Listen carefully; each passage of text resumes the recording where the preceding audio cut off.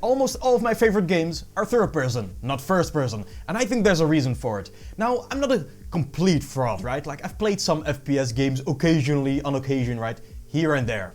A couple Halo games, for example, Battlefield 4, Battlefield 1, Titanfall 2, Arma 3, Call of Duty Warzone, Far Cry, Borderlands, Crysis 2 and 3, all the Battlefronts, including the new ones, unfortunately.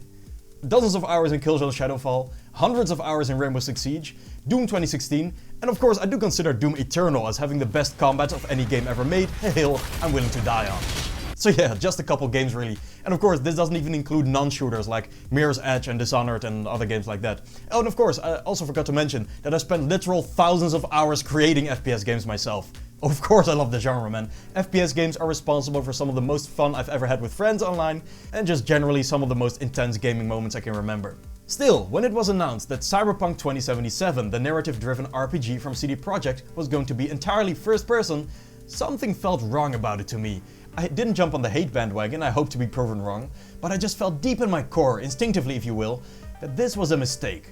Third person versus first person is a discussion we'll continue to have. The latest victim of it I remember is the Indiana Jones game by Machine Games. When its trailer released there was this immediate gut reaction from many players online of, ooh, this is not what I was expecting. An online debate ensued. Now I can't stand these online debates because they are often so misrepresentative and so intellectually dishonest. This criticism of games being first person is often hand-waved away way too easily. Oh, it's just Uncharted fans too used to their darling game to be open to first person. Oh, it's just PlayStation fanboys hating on a game different than their typical third person action adventure. I even saw a video recently where the dude in question explained the criticism away by claiming console gamers suck at aiming in first person shooters and because of that associate FPS games with clunkiness and lower quality. Nope. I'm gonna sit here with a DualSense in my hand, claiming Doom Eternal has the best gameplay ever, and simultaneously say I wish Cyberpunk was third person. Of course developers are open to approach games however they like, but that doesn't mean I'm going to agree with every decision made. Now when it comes to Cyberpunk and many other of these first person games, the choice for perspective is often mainly supported with the argument that first person is simply more immersive. The idea is that seeing the world from the character's eyes will bring you closer to their experience with the world, making you feel more immersed. I kind of disagree. Just because you view the world through the character's eyes doesn't mean you feel any more like the character in question than third person. In fact, I think the opposite is true. If immersion is feeling like the character on screen, then I consider it very unhelpful to remove that character from the screen. To start with, how well do you remember and how much do you feel fond of protagonists of first person only games? Do you remember Cooper from Titanfall 2? Lucas from Killzone Shadowfall? Jason from Far Cry 3?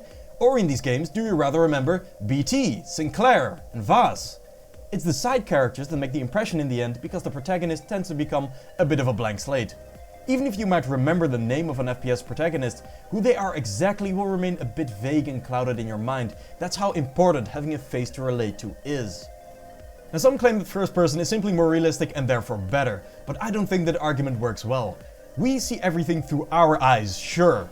But we also feel a whole lot else that you cannot convey through visuals only. Besides, aren't we used to experiencing stories in real life by seeing others live them?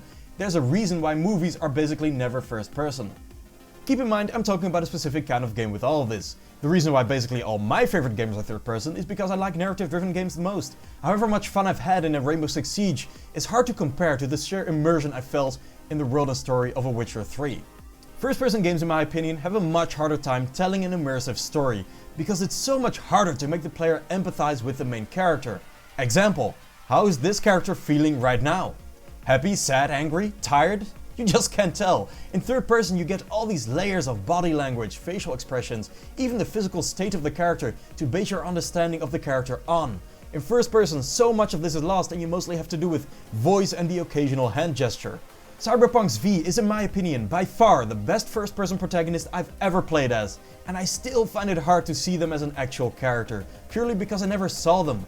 I didn't get an actor's performance to really attach myself to. It remains hard comparing V to their third-person counterparts. Take the opening minutes of The Last of Us. At this point we're all familiar with the intro scene where Joel's daughter dies. Just imagine how much less we'd be able to relate to Joel in first person.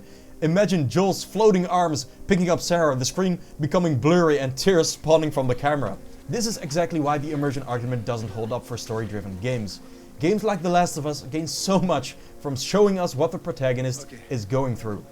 Intuitively, it might be easy to say, third person is controlling a character and first person is being a character. But I think it's closer to the opposite way around. Nothing makes me feel like I'm just controlling a character than having two floating hands in front of me, which I'm steering with precision in any direction I'm looking. Nothing makes me feel more like being a character than slow walking through an environment and seeing my character be part of the world around them. Third person can be more immersive in this way because the game continuously reminds you that you are interacting with the world, even when just walking. Every time your character puts their feet on an elevated piece of geometry, every time a blade of grass moves by stepping on it, every time a gust of wind rustles your character's clothes and hair, every time your character gets wet from walking through water. All these are small boosts to immersion that stack up. In Batman Arkham Knight, I spent hours role-playing as Batman. In Witcher 3, before they changed the movement system, damn it, I genuinely spent a lot of my time walking slowly around the countryside, taking in the world. In Cyberpunk 2077, I wanted to feel as immersed, but I just didn't. I ended up sprinting and dashing around everywhere because I just couldn't seem to want to roleplay. First person doesn't make me feel like being a character in a world, it makes me feel like being a camera on a movie set. First person brings more problem for story with it than just not being able to see your character's expressions though. Cinematography also kind of dies with it. Imagine all the tools you have available to you when creating a movie. Cuts, zooms, transitions, perspective changes. In first person, it's all gone. You can basically no longer cut in time, meaning the entire art form of editing can't be accessed anymore for pacing or interesting narrative structures. You can no longer show other characters' perspective either, meaning you are a lot more limited in the ways you can tell your story. In general, you can basically no longer show anything the protagonist cannot see in that exact moment. Another big issue I had with Cyberpunk, and this was kind of a common criticism at the time, is that it's a game where you create your own character, in a world that is focused heavily on aesthetics on top of that. Creating your own character, and then never seeing them is not just a weird choice, it's kind of a disastrous one. Because even though I did create my own character, every time she spoke, the face I associated with the voice was the V of the trailers. Since in the first trailer, Cyberpunk still did have some third-person cutscenes. The problem is even more applicable to male V because multiple cinematic trailers were made where we see extensive third-person footage of this V talking and emoting. The entire character creation system was undermined by first person. Now, this was bad enough on its own, but gameplay and exploration incentives also took a hit from this. A large part of the reason why I was exploring every nook and cranny of Witcher 3 was legit the potential to find loot. Higher level but also cooler looking gear. In Cyberpunk, this quest for personalizing your character could have been a genuinely huge part of the game, considering how artistically interesting the entire world is. But it never got to be that kind of game, because you never get to see your character in context. Now at this point it surely sounds like I hate first person, right? But I still don't, because it does do something to a game, clearly. I still remember when GTA 5 added a first-person mode, and suddenly all the gameplay I had been experiencing for a year felt much more intense in a way.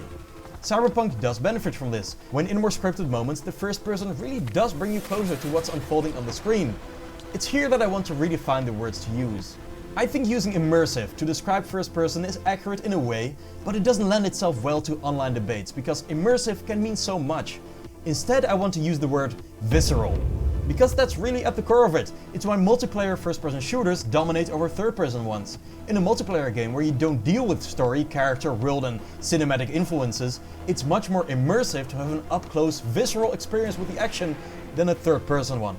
First person also lends itself to a certain immediacy in gameplay. While things like realistic weight shifting and animation in third-person games can fight uncanniness and so can add to immersion, it is at the cost of responsive gameplay.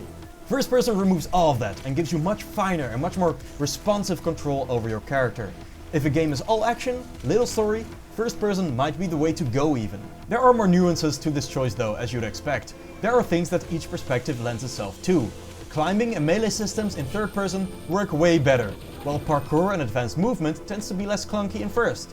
Also something to consider is that in first person, environment art usually benefits from greater detail in graphics, while in third person, worlds usually benefit from greater detail in interaction. But generally, I feel like the choice of third versus first person is best based off of your intended player experience. If intensity is the core target, go first person, right? This might make it the best choice for most milsims, stealth games, horror games, shooters, survival games, even racing games. If story, character, world and general immersion are more important, go for third person. This might make it the best choice for most RPGs, open world and action-adventure games. With the argument established then, this is why I raise my eyebrows at games like Avatar from Ubisoft. I'd expect an Avatar game to have its main goal be immersion in its world, not visceral action. And to bring it back to Cyberpunk, while I appreciate the intensity of the action and visceral nature to certain story moments in first person, I still think third person would have generally made the game more immersive and would have allowed the story and specifically protagonists to shine more. Indiana Jones isn't out yet at the recording of this video, but I have this gut feeling again that the first person in that game will mean players will feel less like being Indiana Jones and more like controlling a possessed Indiana Jones. Less immersive, more visceral. There's one last thing to discuss here though. Third person and first person hybrid. I'm not talking gameplay by the way, because that rarely ever works without one clearly being the better choice. I'm more talking cutscenes versus gameplay. The Indiana Jones game, for example, will clearly feature FPV gameplay with third person cutscenes. This is interesting because it nullifies a lot of my arguments against first person in terms of story. You still won't be feeling as much as the character in gameplay, and we should really ask ourselves what the point is of not being able to see Indiana Jones in an Indiana Jones game, but at least during story moments you will be able to see him, his expressions and body language, saving the storytelling for the most part. Even when he's gonna talk in first person, you'll at least be able to imagine what he looks like in that moment. It's why even though you don't really remember Titanfall's Cooper, you certainly remember Master Chief. We get to see him in cutscenes throughout Halo all the time, which really helps you stay in character in gameplay. This is also helped by his iconic look and general world building though. Characters that have iconic helmets and masks tend to benefit a bit in general, I feel. Like I don't need third person cutscenes in Crysis or Dishonored to get a feel for who I'm playing as. Then again, you could argue that you aren't playing as much of a character in these games anyway, and things would be different if they did try to go for a more emotionally deeper narrative. Question is though, is this hybrid enough? Would I have been totally immersed in Cyberpunk if it had third person cutscenes as was clearly the original plan? Well, I don't know. This whole Cyberpunk thing is kind of difficult actually. Clearly first person adds to the identity of Cyberpunk, and clearly it has its positives because the game is more intense and visceral in a lot of moments where it matters because of it. So at this point it does feel wrong to say, hey, the entirety of Cyberpunk 2 should be third person. At the same time, I stand by the opinion that this game has a lot to gain from third person. In gameplay, game design, but especially in story. If we're not gonna go full third person, which would honestly maybe still be the best decision, here comes the hard question that maybe you can help me answer in the comments. Imagine the next game will be hybrid. Where should we draw that line? I'm probably leaning towards third person exploration, conversations and cutscenes, and first person combat. But then I wonder, is the first person combat really remarkable enough to stay first person? If some crazy set piece happens, do I really want to pull the camera away from first person perspective? Cyberpunk 2077 did in general a brilliant job of blurring the lines between cutscenes and gameplay to the point of there not even being a line anymore. Do I really want the second game to bring that line back? Also, in the endings of Cyberpunk, the game does switch to third person for one moment, and I didn't think it worked too well. The animation feeling way more clunky than a lot of what I saw throughout the game.